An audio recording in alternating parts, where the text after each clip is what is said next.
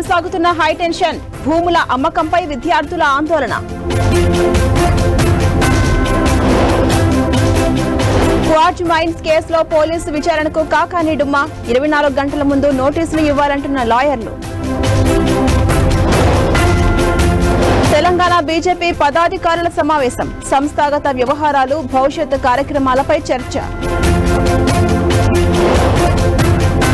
విజయవాడ రాకముందే ప్రవీణ్ కు రోడ్డు ప్రమాదం. ఫాస్టర్ డెత్ కేసులో వెలుగులోకి కీలక విషయాలు.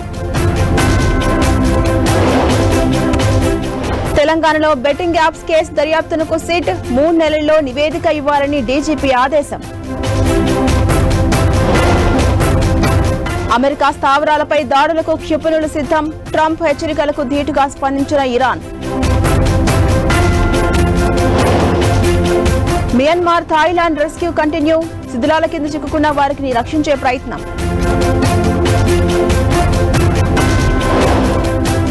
పసిడి ప్రియులకు వరుస షాక్లు. 92,000కు చేరువలో 10 గ్రాముల గోల్డ్ రేట్.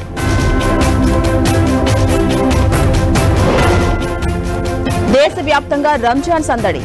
ఈద్గాలు, మసీదుల్లో ప్రత్యేక ప్రార్థనలు.